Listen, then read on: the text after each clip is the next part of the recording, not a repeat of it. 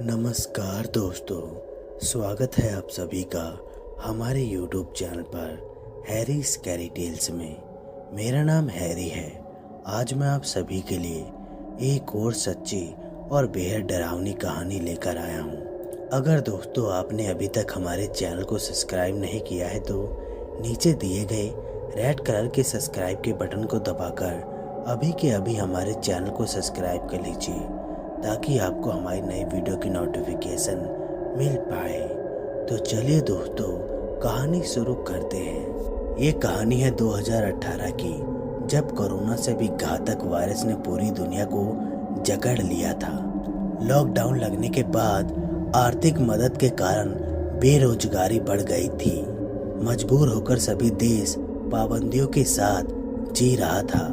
लोग हमेशा मास्क लगाकर रखते थे और अजनबियों से तो छोड़ो, रिश्तेदारों से भी कतराने लगे थे। ऐसे में सिमी एक गांव की लड़की, जिसने ग्रेजुएशन करके कंप्यूटर कोर्स किया हुआ था, गांव में अपनी प्रतिभा को वेस्ट करने की जगह शहर चली गई। किसान माता पिता ने खुशी से उसे भेजा, मगर एक मामूली सी नौकरी उसे मिली जिसका वेतन बहुत कम था। सिमी दुखी थी पर किसी तरह काम कर रही थी। उसका एक बॉयफ्रेंड था, रणवीर, जो उसकी तरह गांव में पढ़कर दूसरे शहर चला गया था और बढ़िया नौकरी पर लगा था। दोनों 2 साल से रिलेशनशिप में थे, मगर दूर हो गए थे नौकरी के कारण। रणवीर ने सिमी को अपने शहर आने को कहा और नौकरी ढूंढने में मदद करने को भी कहा। सिमी मान गई, लेकिन उसने अलग रहने की जिद की क्योंकि वो अपने रिश्ते को समय देने चाहती थी। रणवीर ये नहीं चाहता था, पर उसने उसे किराए का मकान ढूंढ दिया जो उसके अपने मकान से 2 घंटे की दूरी पर था। सिमी को वायरस से बहुत डर लगता था। वो हमेशा मास्क लगाकर रखती थी और जरूरत पड़ने पर ही बाजार आदि जाती थी। रणवीर ने जब ऑफर दिया तो वो खुश तो हुई, पर डर भी रही थी कि कहीं उसे वायरस का इन्फेक्शन तो ना हुआ होगा, क्योंकि पिछली कॉल में वो हल्का हल्का खांस रहा था। वो उससे मिलने से बचना चाहती थी। गांव के प्यार को बचपना मानकर ब्रेकअप करने का इरादा था उसका, लेकिन रणवीर खुद व्यस्त था, इसलिए उसने उसे मकान का एड्रेस भेज दिया फोन पर और कहा कि वो उसके आने के बाद आएगा। सिमी ने राहत की सांस ली। उसने अपनी नौकरी से रिजाइन कर दिया और फैमिली को बता दिया दूसरे शहर जाने के लिए। फैमिली वालों को कोई आपत्ति नहीं थी। वो चाहते थे कि सिमी उनका सपना पूरा करे। सिमी जल्दी ही दूसरे मकान के सामने खड़ी थी। ट्रेन का सफर बहुत मुश्किल था। इतनी भीड़ में वायरस से बचना बहुत कठिन था, लेकिन उसने मैनेज कर लिया। अब जब वो मकान के सामने खड़ी थी तो आंख फाड़कर बार बार एड्रेस देख रही थी कि कहीं गलत जगह तो नहीं आ गई। ओह माय गॉड, सिमी को विश्वास नहीं हो रहा था। वजह भी थी। सामने एक आलीशान घर था जिसका रेंट तो वो सपने में भी नहीं दे सकती थी, पर एड्रेस तो यही था। उसने सोचा, क्यों ना रणवीर को कॉल कर लूं। नहीं, वो तो यहाँ धमक पड़ेगा। आप ही मिस सिमी हैं? इस आवाज को सुनकर वो घबरा गई। मैं प्रॉपर्टी डीलर हूँ, मुझे ये मकान बेचना है, पर जब तक नहीं बिकता तुम इसमें रह सकती हो। वायरस के कारण मंदी बढ़ गई है, ना तो खरीदने वाला नहीं मिल रहा। ये लो चाबी। एक दरमियान कद का आदमी था वो। उसने मास्क लगा रखा था और उससे कुछ ही दूरी पर खड़ा था। बिजली पानी की व्यवस्था है और बाकी सारी सुविधा भी है। सिमी को आबाहीन छोड़कर वो चला गया। धड़कते दिल के साथ उसने कदम बढ़ाए और सामने की ट्रॉली को भी घसीटती हुई दरवाजे पर खड़ी हो गई। चाबी ताले में डालते हुए अजीब सी फीलिंग आ रही थी, पर उसने नॉर्मल समझा। दरवाजा खुला तो वो झट से अंदर चली गई। अंदर का नजारा भी शानदार था। उसने राहत की सांस ली। बड़ा सा हॉल जिसमें वाइट मार्बल डला हुआ था, बड़े बड़े झूमर, डिजाइनर सोफे, बगल में किचन और साथ में टॉयलेट थे।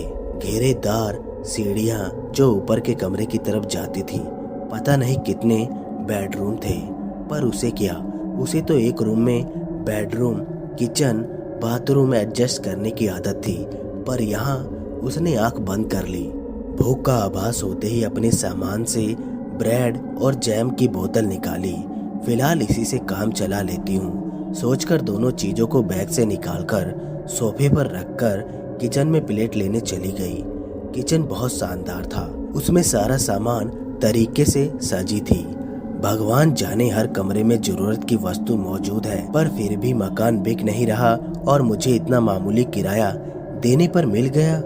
कितनी अजीब बात है ना।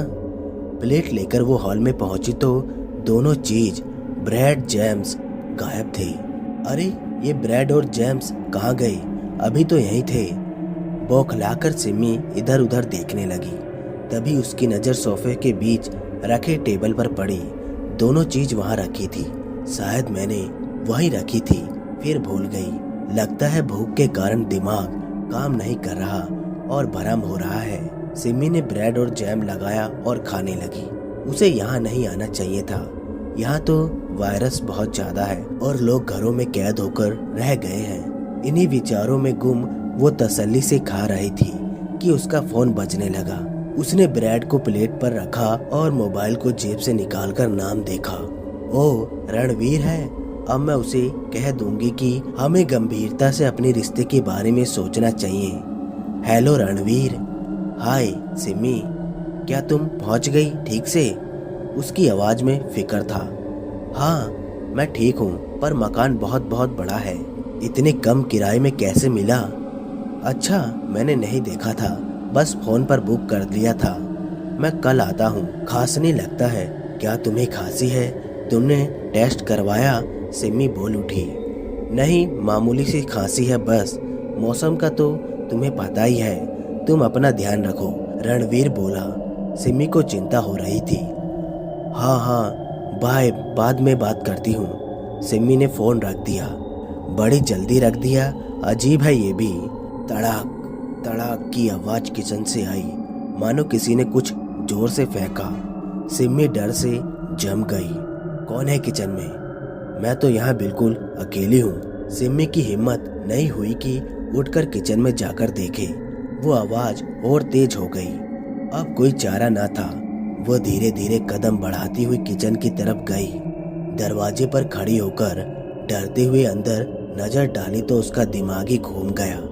कोई उसके मन में चीख रहा था कि ये सच नहीं, पर सामने जो दिख रहा था उसे झुठलाया भी नहीं जा सकता था। एक आदमी जिसके हाथ में चाकू था उसे ही घूर रहा था। फर्श पर बर्तन पड़े थे। सिमी डर के मारे हिल भी नहीं पाई और वो आदमी दौड़ता हुआ उसकी तरफ आने लगा।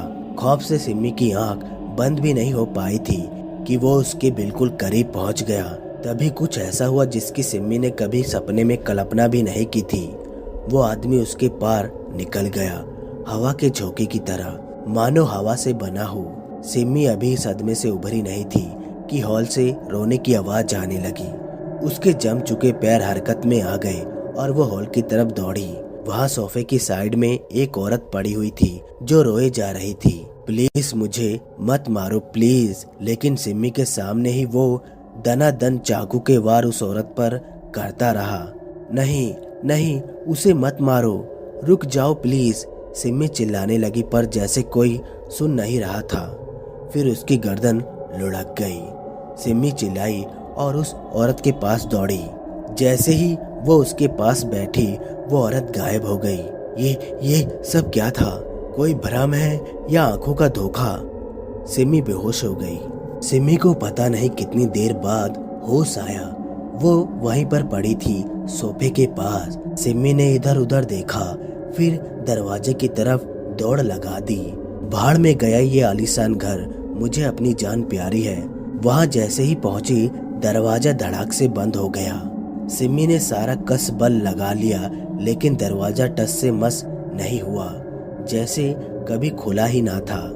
वो दौड़कर खिड़की के पास गई। उसके पल्ले तो खुल गए लेकिन मजबूत जाली तो तोड़ना उसके वश में नहीं था। ये सब क्या हो रहा है? मैं बाहर क्यों नहीं निकल पा रही हूँ? और वो आदमी और वो औरत कौन थे? वो आदमी उस औरत को क्यों मार रहा था। सिमी को लग रहा था जैसे कोई बुरा सपना चल रहा है और सब खत्म होने वाला है। उसने रणवीर को कॉल किया। Hello hello Ranveer, please help me, यहाँ पर कुछ गड़बड़ है। यहाँ पर एक आदमी ने एक औरत को बुरी तरह से मार डाला, फिर वो गायब हो गया और ये दरवाजा भी बंद हो गया है, खुल नहीं रहा। मुझे बहुत डर लग रहा है, तुम आ जाओ जल्दी, वो एक ही सांस में कह गई। जल्दीबाजी में उसने ध्यान ही नहीं दिया कि कॉल करने के बाद रणवीर ने तो उठाया ही नहीं था, वो बस बोले जा रही थी। हेलो रणवीर, क्या तुम सुन रहे हो? कोई जवाब नहीं पाकर उसने ध्यान दिया कि उसके मोबाइल की रिंगटोन बजती जा रही थी, लेकिन रणवीर ने तो उठाया ही नहीं था। शायद रात बहुत हो गई थी, उसने ध्यान नहीं दिया था नए घर की एक्साइटमेंट में कि रणवीर सो गया होगा। सिमी दौड़कर बाथरूम में घुस गई, खूब बड़ा था वो भी। घुटनों में सिर देकर वो फर्श पर बैठ गई। जाने क्यों उसे लग रहा था कि वो वहाँ सेफ है। उस मकान में आने से पहले की सारी बात उसके दिमाग में घूम रही थी। मोबाइल की रिंगटोन सुनकर सिमी उछल पड़ी। उसने मोबाइल देखा, सुबह के 6 बजे थे। क्या वो सारी रात यहाँ सोई, ठंडे फर्श पर? रणवीर का नंबर फ्लैश हो रहा था। हेलो हेलो, वो इतना ही कह पाई। हेलो सिमी, कैसी हो? कल तुम्हारा फोन आया था तो मैं सो गया था। आई एम सॉरी, इतनी अनजान जगह पर मैंने तुम्हें अकेला छोड़ दिया। मैं 10 बजे तक आता हूँ, आज ऑफिस की छुट्टी ले लेता हूँ। सुनो, यहाँ पर बहुत गड़बड़ है, प्लीज जल्दी आओ। कैसी गड़बड़ है सिमी, क्या हुआ? सिमी बोली, यहाँ पर आत्माओं का वास है। रणवीर बोला, क्या? What the hell? आत्मा किसकी? सिमी बोली, तुम एक बार आओ तो प्लीज। रणवीर बोला, ओके मैं आता हूँ। रणवीर ने फोन रख दिया। रणवीर बाहर खड़ा था, उसने सिमी को कॉल किया। हेलो सिमी, कब से बेल बजा रहा हूँ, दरवाजा क्यों नहीं खोल रही हो? सिमी बोली, ये नहीं खुलेगा, तुम समझते क्यों नहीं? क्यों नहीं खुलेगा? तुम खोलो, मैं अंदर आ रहा हूँ। सिमी बोली, मैंने कितनी कोशिश की पर नहीं खुल रहा, तुम बाहर से खोलने की कोशिश करो, क्या पता खुल जाए। सिमी ने जल्दी जल्दी कहा। थोड़ी देर कोशिश करने के बाद रणवीर भी हार गया। अरे इस दरवाजे को क्या हुआ? क्या ये जाम हो गया है? मैं इसे हिला भी नहीं पा रहा। सिमी बोली, क्योंकि वो रोक रहा है, वो नहीं चाहता कि मैं बाहर निकलूं। रणवीर बोला, कौन नहीं चाहता? किसकी बात कर रही हो? रणवीर परेशान था। वही जिसने उस औरत का कत्ल किया था, उसकी आत्मा इस घर में भटक रही है और उस औरत की आत्मा भी इसी घर में है। वो यहाँ कैद हो गई है और मुझे भी जाने नहीं देगी। रणवीर प्लीज कुछ करो। ओके मैं कुछ करता हूँ, इतना कहकर रणवीर कहीं चला गया। थोड़ी देर बाद दरवाजे पर जोर से किसी चीज के टकराने की आवाज आने लगी। लगता है रणवीर दरवाजे को काटना चाहता है। सिमी दौड़कर दरवाजे के साथ लगी खिड़की के पास गई और उसको खोल के जाली में से देखने लगी। ऐसा दिख रहा है कि रणवीर दरवाजे को कुल्हाड़ी जैसी वस्तु से काट रहा था। तभी अचानक तेज हवा का झोंका आया और रणवीर को उठाकर दूर उछाल दिया। सिमी चिल्लाई, क्या तुम ठीक हो? इतनी दूर से उछलने के कारण रणवीर को काफी चोट आई। जवाब देने की वजह उसकी आंखों में खौफ झलक रहा था। वो धीरे से लंगड़ाता हुआ उठा, फिर सिमी से चिल्लाकर बोला, मैं बाद में आऊंगा।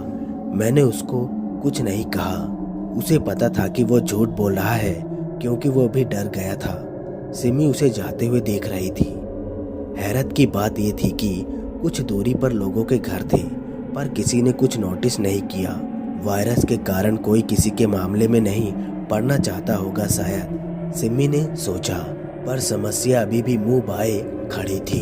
सिमी हार कर ड्राइंग रूम में आ गई।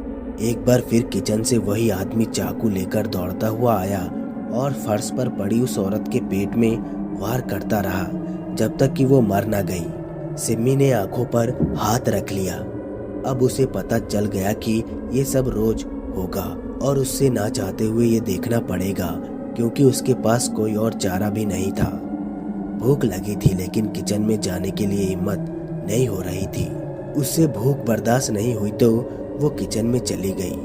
अंदर जाते ही उस पर बर्तनों की बौछार होने लगी, लेकिन उसने किसी तरह अपने आप को बचाया और जल्दी से ब्रेड का पैकेट ले लिया। जैम तो पहले ही ड्रेसिंग रूम में रखा था। उसका दिमाग काम नहीं कर रहा था। चुपचाप खाते हुए अपने बचे हुए राशन के बारे में सोच रही थी। घर से बाहर निकलना मुश्किल था और 2 दिन के बाद तो राशन वैसे भी खत्म होने वाला था। रणवीर को कॉल करना बेकार था, शायद बिस्तर पर पड़ा होगा। रोज 2 आत्माओं को देखना इतना आसान नहीं होता। उसकी अपनी सोच उसे पागल कर देगी, ऐसा उसे लगता था। एक दिन आखिर वो दिन भी आ गया जब उसका खाना खत्म था। उसने रणवीर को बहुत कॉल किया पर उसने कभी उठाया नहीं। ऊपर से रोज का वही सीन उसे देखना पड़ रहा था, जिसमें वो आदमी चाकू लेकर आता है और औरत जमीन पर पड़ी हुई खौफ से कांप रही है। सिम्मी ने हिम्मत करके आदमी के हाथ से चाकू निकाल लिया। वो आदमी गायब हो गया। वो औरत भी मुस्कुराकर गायब हो गई। उसने दरवाजा खोलना चाहा पर वो नहीं खुला। किसी तरह उसने वो दिन निकाला। दूसरे दिन चाकू वाला आदमी नहीं दिखा तो उसने दरवाजा खोलना चाहा पर कुछ फर्क नहीं पड़ा। वो जोर से चिल्लाने लगी, मुझे पता है कि तुम्हें अब उस आदमी का डर नहीं रहा क्योंकि उसका चाकू मेरे पास है, पर अब मुझे बाहर क्यों नहीं जाने देती? मैं कल से भूखी हूँ, प्लीज। कोई जवाब नहीं आया। सिम्मी ने कोशिश जारी रखी, मैं जानती हूँ तुम मुझे वायरस से बचाना चाहती हो, इसलिए बाहर नहीं जाने दे रही। रणवीर को वायरस के लक्षण थे, इसलिए वो भी अंदर नहीं आ पा रहा था। लेकिन विश्वास करो, मैं भूख से मरने वाली हूँ। मुझे खाना खरीदने के लिए तो जाने दो। मैं पूरी सावधानी से जाकर आ जाऊंगी। I promise. कुछ नहीं हुआ। सिम्मी ने हारकर मुमकिन कोशिश कर रही थी, पर दरवाजा नहीं खुलना था। सिम्मी का सब्र जवाब दे गया था। वो जोर जोर से रोने लगी। अचानक चमत्कार हो गया। चर की आवाज से दरवाजा खुल गया। सिमी को लगा कि कोई सपना है, इसलिए बुत बन बैठी रही। काफी देर तक जब दरवाजा खुला रहा तो उसे होश आया, अगर सच में खुला है तो मुझे बाहर जाना चाहिए, वरना कहीं आत्मा ने मन बदल लिया तो। गिरते पड़ते वो उठी और अपने पर्स में से पैसे निकाले। बोझिल कदमों से दरवाजे पर पहुंचकर जोर से बोली, मैं खाने का सामान लेकर आ जाऊंगी। कोई प्रतिक्रिया ना देख उसने धड़कते हुए बाहर कदम रखे। चारों तरफ शांति थी। दूसरा कदम जल्दी रखा कि कहीं फिर से दरवाजा बंद ना हो जाए। आसपास सब बंद पड़ा था, कहीं कोई खिड़की से भी झांक नहीं रहा था। कैसी मनहूस जगह है, मानो किसी वायरस का डर है, मगर इतना। सिटी मॉल 10 मिनट के रास्ते पर था, ऐसा लिखा था सड़क के साइन बोर्ड पर। धीरे धीरे चल रही थी, मानो चलना भूल गई थी। आखिर उसे सिटी मॉल दिख गया। बुझे हुए मन से उसने सिटी मॉल की तरफ कदम बढ़ाए तो देखा कि काफी लोग वहां शॉपिंग कर रहे थे। कर्फ्यू शाम को 1 घंटे के लिए खुल जाता था, लोगों को जरूरी सामान खरीदने के लिए। सिम्मी ने ट्रॉली उठाई और लोगों से बचती हुई खाने का सामान लेने लगी। उफ, कितने लोग हैं, मुझे बचना होगा वायरस से। उसके दिमाग से उस आत्मा की बात निकल गई थी। पेमेंट करने के बाद वो वहां से निकल गई। उसका बैंक फुल हो चुका था। संतुष्टि से वो चली गई। 1 मिनट, मैं कहाँ जाऊं? सिम्मी परेशान हो गई। वहां तो आत्मा होगी, अब कहाँ जाऊं? तभी रणवीर का ख्याल मन में आया। ओह, पहले क्यों नहीं सोचा मैंने, जिसके कहने पर मैं यहाँ आई। मेरा बॉयफ्रेंड रणवीर, उसके पास चलना चाहिए। काफी देर बेल बजाने पर भी जब दरवाजा नहीं खुला तो सिम्मी टेंस हो गई। कहाँ गया रणवीर? वो मुड़कर जाने ही वाली थी कि दरवाजा खुल गया। दरवाजे की चौखट पकड़े रणवीर खड़ा था। रणवीर? सिम्मी उसकी तरफ बढ़ी। तुम्हें यहाँ नहीं आना चाहिए था, रूखे स्वर में वो बोला। और कहाँ जाती मैं? तुमने मुझे ऐसा घर दिलवाया जहाँ आत्मा मुझे कहीं जाने नहीं दे रही थी। बड़ी मुश्किल से आज निकल पाई। सिम्मी लाचारी से बोली, तो छोड़ दो ना उसको, कहीं और चली जाओ। कहते हुए उसे जोर की खांसी उठ गई और वो पीछे हट गया। तुम्हें तो बहुत खांसी है, हॉस्पिटल में क्यों नहीं गए? भर्ती हुए? जगह नहीं है हॉस्पिटल में, और वैसे भी वहाँ कौन पूछ रहा है? मेरा तो टेस्ट तक नहीं हो पाया है, इसलिए मैं यहीं रहकर ठीक होने की कोशिश करूँगा। ठीक है, मैं तुम्हारी मदद करूँगी, चलो अंदर। सिमी आगे बढ़ी। नहीं, तुम चली जाओ, मैं अपना ख्याल रख लूँगा, और वैसे भी तुम मुझसे ब्रेकअप करने ही वाली थी, लेकिन तुम्हें मेरी ज़रूरत है। मुझे कोई ज़रूरत नहीं है, मैं आराम करूँगा तो ठीक हो जाऊँगा, तुम जाओ। रणवीर अंदर जाने लगा। सिमी ने बैग मजबूती से पकड़ा। मुझे कॉल करना अगर ज़रूरत पड़ी तो। वो इतना ही कह पाई कि रणवीर अंदर चला गया। वो भी धीरे से कदम उठाकर वापस चली गई। रणवीर ने पीछे मुड़कर देखा, उसकी आंखों में आंसू थे। तभी खांसी उठने पर वो मुंह पर हाथ रखे हुए अंदर चला गया। सिमी इधर उधर घूमती रही, किसी को नहीं जानती थी रणवीर के अलावा। सब अजनबी थे उसके लिए। कोई उसे घर बुलाकर वायरस का खतरा क्यों मोल लेता? शाम होने वाली थी। थकी हारी वो फिर से उसी घर के बाहर खड़ी हो गई। उसको पता था एक बार अंदर जाने पर बाहर आना मुश्किल था, लेकिन और चारा ना देखते हुए अंदर चली गई। अंदर पहुंचकर उसे डरना चाहिए था, पर इसकी वजह वो राहत महसूस करने लगी। कम से कम वायरस की चपेट में तो नहीं आएगी वो। रणवीर अगर उसे रहने देता तो उसके साथ रह लेती, पर वो ही नहीं चाहता तो कैसे करती। उसकी खांसी से लग रहा था कि वो भी वायरस का शिकार हो गया था। सोचते हुए उसने बैग किचन में रखा और सारा राशन निकाल दिया। कहीं नहीं जा रही वो, यहीं रहेगी, वो सुरक्षित, वायरस से दूर। सुनो, उसने जोर से कहा, मानो किसी को सुना रही थी। मैं अकेली बोर हो जाऊंगी, क्यों ना तुम मेरे साथ बैठकर बात करो। तुम भी तो इस घर को छोड़कर कहीं नहीं जाना चाहती। आओ। सिमी ने आसपास देखा, कोई न था। उसने ठंडी सांस ली और राशन रखने लगी। बर्तनों का शोर सुनकर सिमी देखने लगी। बर्तनों में अपने आप ही सामान पकने लगे। वो मुस्कुरा पड़ी। अब वो अकेली नहीं थी। तो दोस्तों, कहानी बस यहीं तक थी। कहानी आप लोगों को कैसी लगी लाइक और कमेंट करके जरूर बताएं, और साथ में हमारे चैनल को भी सब्सक्राइब कर लें। तो चलिए दोस्तों, आज की दूसरी कहानी सुनते हैं। तो चलिए दोस्तों, कहानी शुरू करते हैं। अब इस उम्र में पहले जैसी फुर्ती कहाँ। विक्टर बुदबुदाता हुआ चेयर पर पसर गया। 60 साल की उम्र में अकेला रहना बहुत मुश्किल होता है। शहर से दूर वीरानी जगह जहाँ पर आबादी ना के बराबर थी, वहाँ विक्टर रहता था। पहले वो शहर में रहता था अपनी पत्नी मरिया के साथ, जो निहायती खूबसूरत थी। पेशे से म्यूजिशियन विक्टर को मरिया एक कॉन्टेस्ट में मिली थी, जहां वो एक सिंगर की हैसियत से आई थी। दोनों की मुलाकात दोस्ती में बदली। कुछ समय डेट करने के बाद विक्टर ने मरिया को शादी के लिए प्रपोज किया, जिसे मरिया ने स्वीकार कर लिया।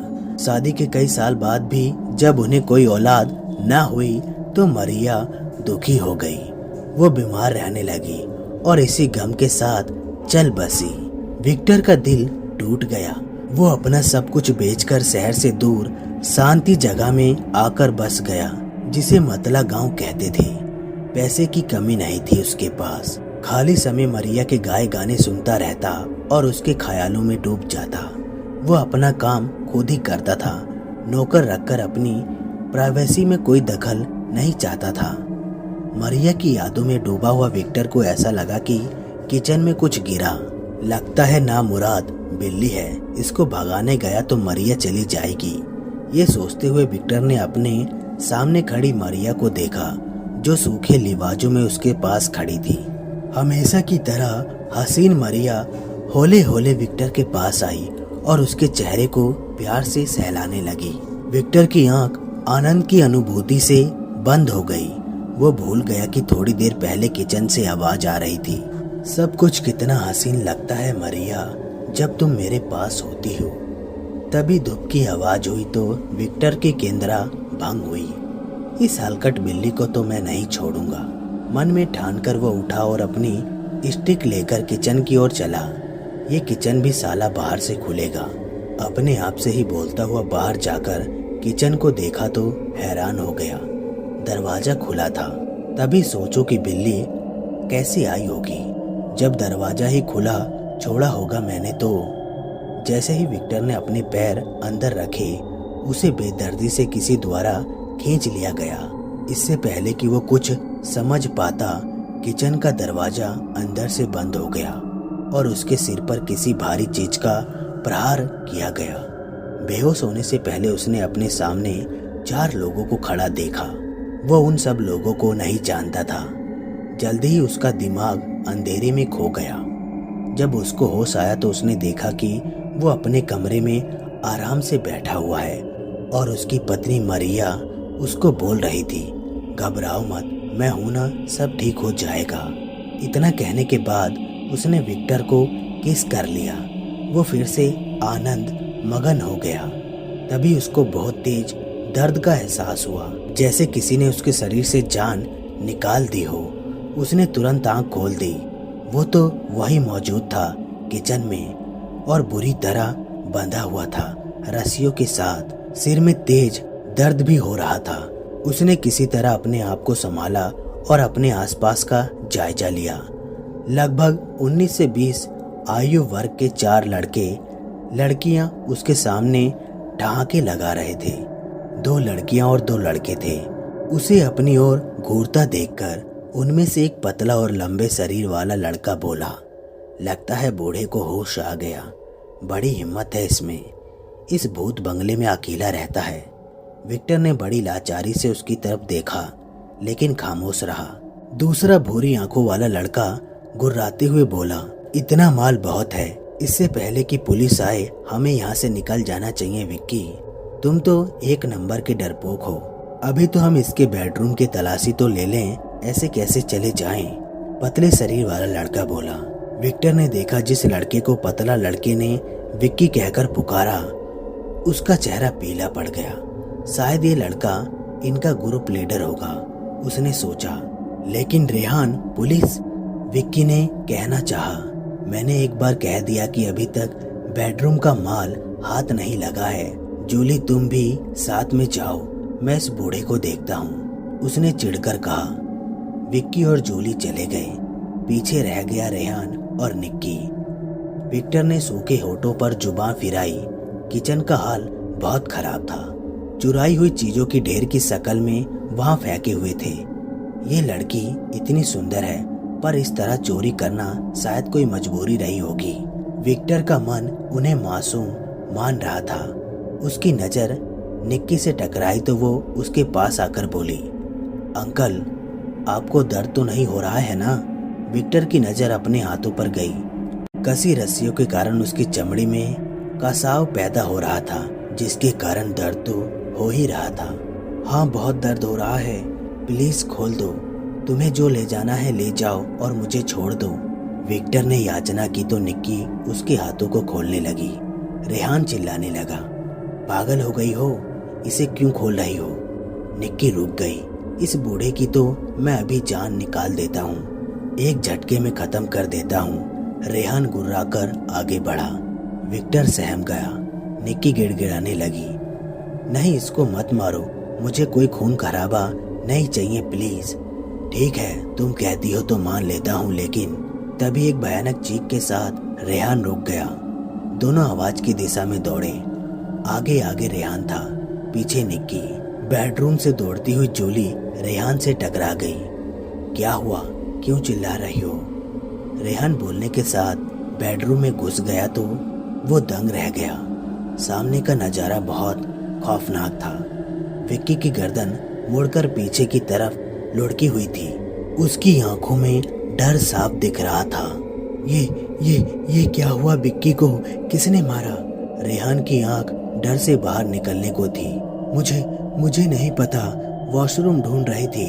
जब वापस आई तो इसका ये हाल हो गया था। प्लीज यहाँ से चलो, मुझे बहुत डर लग रहा है, जूली ने हकलाते हुए कहा। रेहान इससे पहले कि कुछ कहता, उसके कानों में एक धीमी सी आवाज आई, अच्छा हुआ अब हिस्सा कम लोगों में बटेगा। रेहान ने हैरत से इधर उधर देखा, फिर कुटुली हंसी हंसने लगा। विक्की की लाश के पास जाकर उसे सीधा किया और उसकी पैंट की जेब की तलाशी लेने लगा। उसकी मेहनत असफल नहीं गई क्योंकि इसके हाथ में एक सुंदर हार चमकने लगा। ओह, हार को चुराकर अपने पास रखने वाला था बेईमान कहीं का। उसने गुस्से से मुंह बुचकाया और बाहर निकल गया। जूली उसके पीछे लपकी। अभी वो कुछ ही दूर जा पाया था कि उसके कानों में मधुर आवाज गूंजने लगी। एक हिस्सेदार गया, अब भी ज्यादा है। तुम्हें पूरा मिलना चाहिए क्योंकि तुम ग्रुप लीडर हो। सोचो मत, छीन लो। रेहान को लगा ये जूली उससे कह रही है। कह तो ठीक ही रही है, ये लड़कियां सिर्फ शोर मचा रही हैं। उसने अपनी पैंट में छुपाया हुआ छुरा निकाला और पीछे चलती हुई जूली के पेट में घुसा दिया।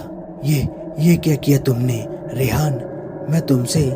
बात पूरी करने से पहले ही वो गिरकर तड़पने लगी। एक हिचकी के साथ उसकी सांस बंद हो गई। रेहान को जैसे होश आया वो जल्दी बाहर भागा, लेकिन भाग नहीं पाया। उसके पांव वहीं जम गए। उसकी सारी कोशिश बेकार हो गई तो वो डर गया। उसके कान में वही आवाज सुनाई देने लगी।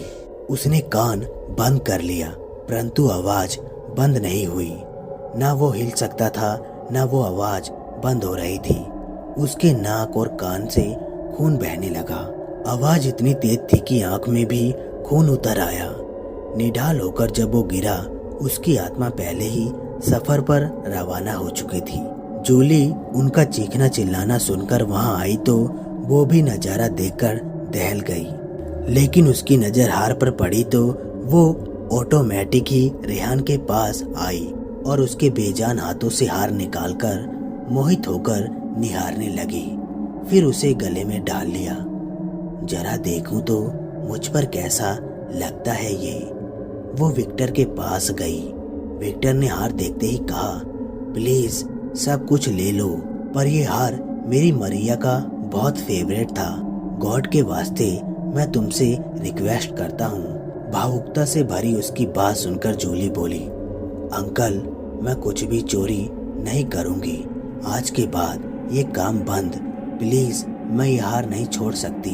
मैं इसमें बहुत सुंदर दिख रही हूँ। छोटे आईने में अपने आप को निहारती हुई बोली, बेटा तुमने देखा तो सब कितनी बुरी मौत मरे।